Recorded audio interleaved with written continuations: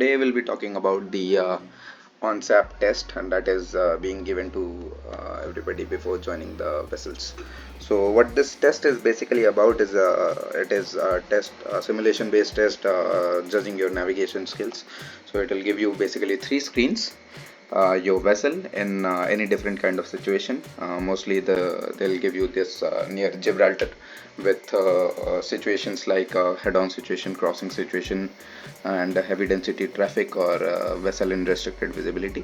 And based on the basis of this, they'll judge whatever actions that you are doing to keep your vessel in safety. So in all the situations that are present to you, the simulator is actually judging you on the basis of the actions that are taking. There's no person that is going to view whatever you are doing, although it is said that it is being recorded.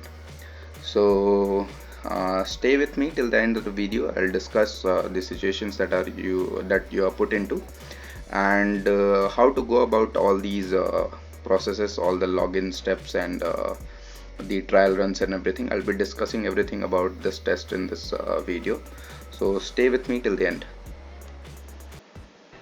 So this is what is going to appear in front of you once you log in. So in your case, the attempts, this is the familiarization section. In your case, this will be 0 here in the attempts taken, and you'll find two exercises that will be written over here, and the number of attempts and the score of the last attempt. So this is going to appear in front of you. In the later parts of the video, I'll be talking about the situations that mostly the second officers and third officers are coming across, and that is mostly given to the these two ranks. So stay with me till the last of the video. I'll discuss the key aspects, how you can easily pass these two tests. If I scroll down, I can show you that I've already given my test, and with the score of 100, I have passed both these tests as well. Officers and the third officers. Apart from this crossing situation and the high density traffic, you might also find head-on situation and navigation in restricted visibility. So these two particular situations, since the frequency of them being given to the second officers and the third officers, I would like to discuss these two, and these two are the only ones which I have come across as well. So in the crossing situation, you'll find two vessels crossing from your port to starboard and one from starboard to port. So in this case, remember in high density traffic and in restricted visibility, you have to reduce your speed. If you do not reduce your speed, even if you clear off with the traffic, you'll still fail the exam.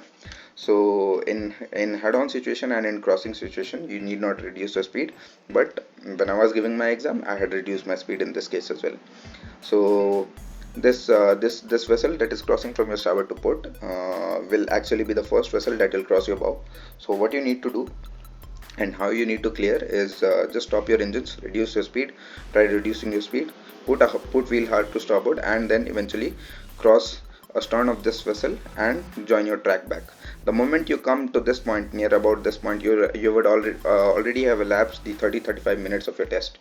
And remember, in any of the tests, whatever exercises you get, going back to your track and following back your course, coming back to your course is of negligible importance, because even if you get a penalty for both of these two, that you do not get back to your course and you did not go and get back to your track, even if you get the penalty for these two, you are not going to fail the exam. I'll show you show you that in the report.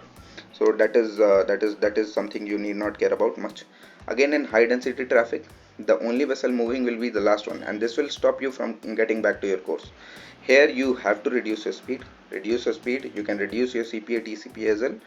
Put wheel hard to starboard, and does not matter how much you are deviating from your track. The simulator is only going to check that you are not colliding with anyone, and you are maintaining the whatever CPA and TCPA limits that you have set. So stop your engines. If required, you can go astern as well. So reduce your speed, put wheel hard to starboard, and move all the way to starboard, and then finally try to join back your track. Again, I'll repeat, coming back to track, coming back to original course is of negligible importance in the simulator. Later on, I'll just now be talking about the familiarization with the three screens that are provided, and I'll tell you what settings and whatever is to be done in order to pass these two exercises in the first attempt itself. So as soon as you start any of your exercise, be it familiarization or be it the test, this will be the screen that will open up right in front of you. And soon after opening, it will write simulation paused. On the right top here, you can see this pause and submit. Never ever click on submit before you actually want to do it. So you can restart or resume your simulation from this point. So this will be the screen that will open right in front of you as soon as you begin with the familiarization or with the test. So what you need to do in this screen, be it whatever situation, whatever I am telling is for any situation that you come across, any exercise that you come across. So these controls that you see here, this one is for binoculars. You can look right, left or right. This will bring back to your center. This will take you to the port or starboard bridging. When you click on this, you'll get four options: call engine room, call master, call for extra lookout. The first thing that you need to do is put click on this button and call master, call engine room, and call for extra lookout. Do all these three right away. Remember, for the first 5 minutes, whatever action you are taking, you are not getting any penalties. So the first action for you will be call these three people: master, engine room, and extra lookout. The fourth option available will be call the vessel ahead, whatever it is, something like that. The call the nearby vessel. Never ever do that. One of my friend did it, and in his failure report it was clearly mentioned that use of VHF. So never ever do that. So only select the first three options. Rest, once you have done this, you can do is stop your engines, because in any case, if it will reduce the speed and give you time to set your radar and look for the ECDIS and whatever routes, whatever traffic you have ahead. So what you can do is stop your engines. So stopping your engines will also count as reduction of speed. So in any case, if the exercise requires you to reduce speed, the simulator will count that you have reduced your speed. So what two things that you can do on this screen is to first of all go to this, call master, extra lookout, and engine room, and then stop your engines. Remember, in the familiarization or the instructions that you will initially get, where the vessel details and the traffic details will be mentioned, you will find that it is written to use autopilot and not hand steering. But I had used hand steering in both my exercises and I have passed with 100 marks. So the next other options that I'll talk about the radar later. Let me talk about the screen first. So all these here are of no use. You can, however, if you want to click on these two, you can click and see whatever comes down in the drop down. Making way or NUC, and NUC is the other option that you will find here. This is gyro and magnetic upon here.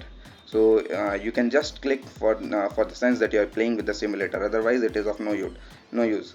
What you can see here is some up and down arrows here as well for reducing the ranges. You can play with these as well, but this is not going to get you any extra marks. Now this here is your foghorn panel. Now if it is restricted visibility, definitely you can put it to auto, but this you'll be given positive marks, extra marks, if you use your foghorn.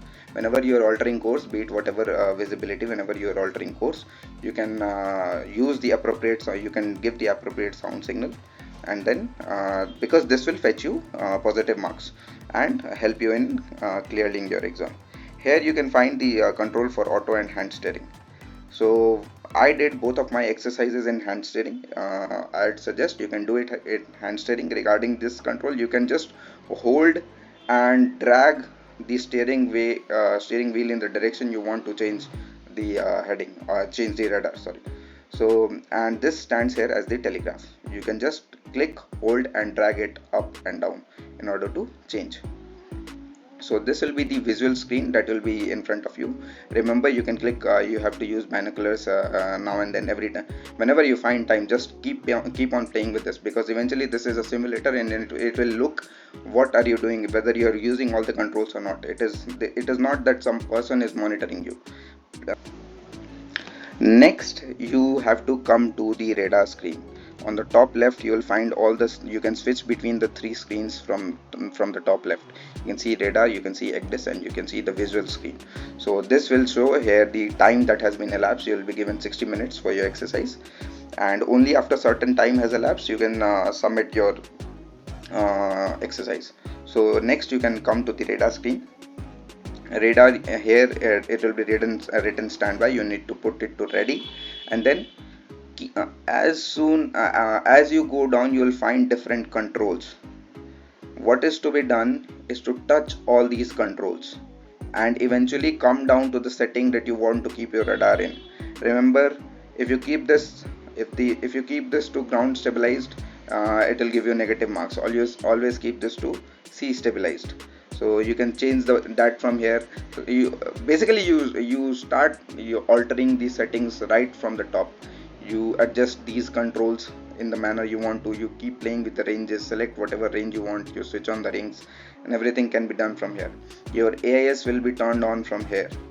The EBLs and VRMs will be available in this section.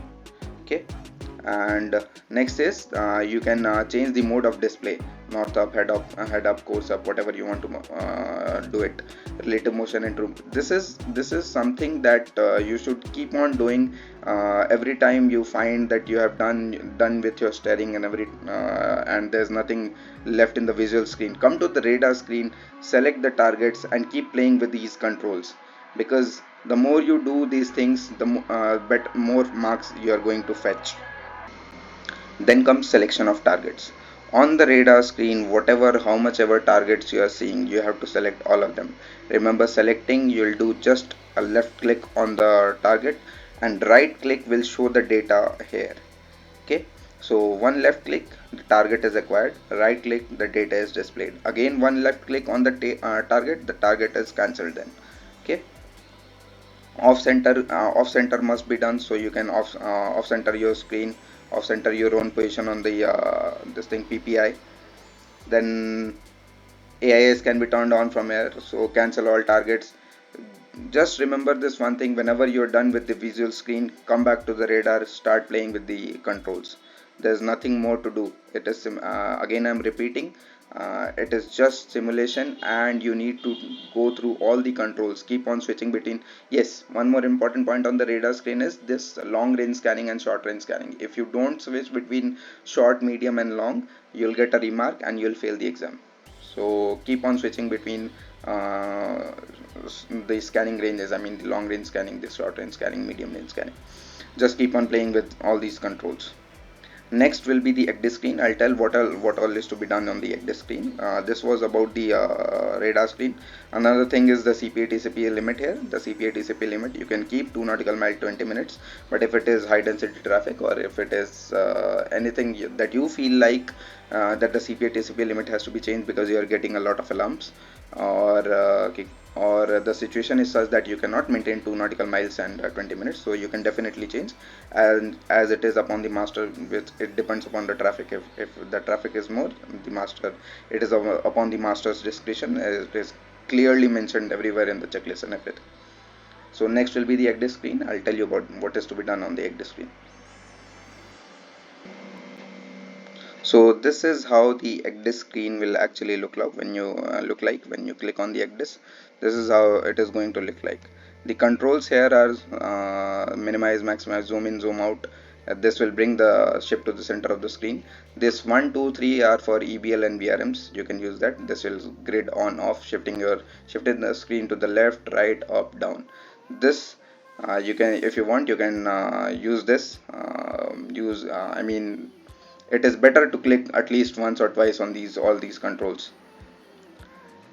What is required on this ECDIS screen is you can do these things. Vector lengths you can adjust from here, the pass track you can adjust from here, the display modes you can change from here, and when you right click on any of the targets, the AIS data will be displayed for that target on the ECDIS.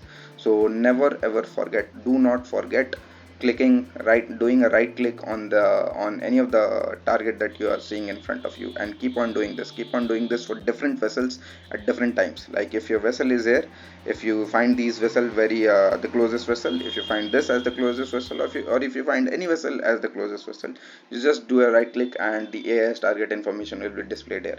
If you do not do this, again you will get a remark that you did not use it properly. Regarding position plotting and all, you do not have anything to plot your position. You are not getting PLs and anything. So what I used to do in my exams, I used to go to the radar screen, put an EBL and VRM over there, and when you click on this one that is over here, this will give you a EBL VRM that can be adjusted. The rest, second and the third, in my case, they were just a small circle with a radial line, and I could not change any of the value, neither the VRM nor the EBL. I could just pick and drop it somewhere. That was what I could do. So the first one only, the EBL one and the VRM one, is the only one that you can actually move the values of it.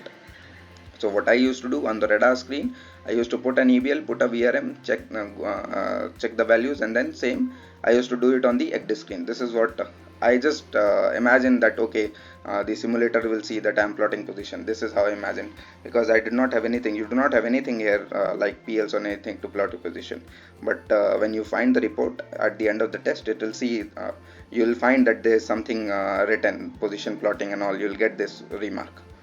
So this is the ECDIS screen, nothing much you are going to do here. Just play with these controls and just keep on right clicking on the targets, whichever targets you find the closest. Nothing much is to be done over here. So this is all about the three screens that you will come across: the visual screen, the radar screen, and the this thing, and the visual screen, radar screen, and the ECDIS. Okay, so what I had to show you more is about two reports. So you can see what I was talking about is the resuming original course.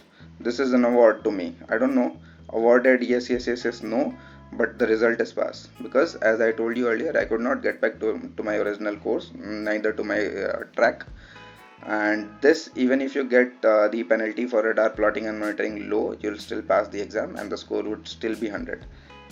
Another one I'll show you where the radar plotting and monitoring is high and I've failed the exam, and speed is not reduced. As I told you earlier in the high density traffic case, I kept my speed, kept the vessel as nav full, altered my course to starboard, and could clear the traffic easily. But this penalty was given to me. Speed not reduced, severity is high, and I had failed the exam in first attempt. So remember always to reduce your speed. Beat any case, I would rather suggest beat any case, just reduce your speed, because say the simulator is just watching whether you are maneuvering your vessel safely or not. So if you're finding traffic ahead of you, if you're not maintaining, cannot maintain your CP and TCPA limits, there's always an option of reduction of speed, and you can very well do that. So if you keep all these things in mind, once you have set up your controls, once you have given the required orders on the helm and everything, so you can just keep on playing with the controls on the radar. Go to keep on changing the range rings and whatever, keep on changing the ranges, the scanning mode and the display mode, true vectors. Yes, regarding vectors, true vectors, relative vectors must be used. Keep on switching between them. Keep your AIS on and all the time. So if you follow these things, whatever I've told in this video, you'll definitely pass the exam. And many people have doubts regarding CPA TCPA limits. No, it is not a fixed value, not a fixed value of 2 nautical miles and 20 minutes. You can change it depending on the traffic that you find ahead. And acquiring alarms, you can just click over here and acquire whatever alarms that you get, check for the target, and then take action accordingly. So what I would suggest, in the first 5 minutes, that you come up on the screen, no penalties are given to you. So what you need to do is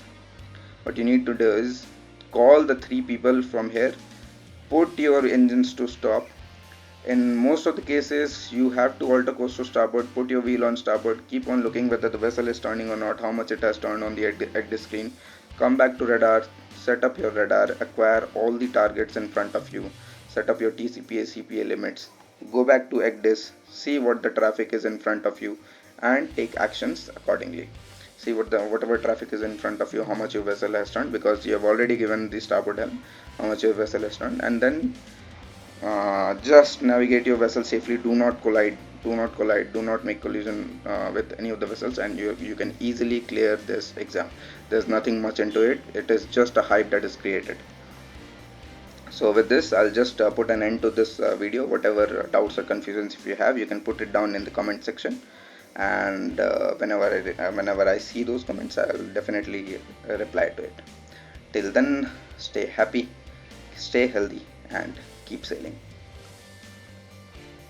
I wanna be the greatest. Everybody on the fake shit. I look around and feel like everybody is the fakest. I make this every day and I'm impatient, hoping one day I blow up from the basement. Statement, the top is so vacant. I don't hear shit that I think is amazing.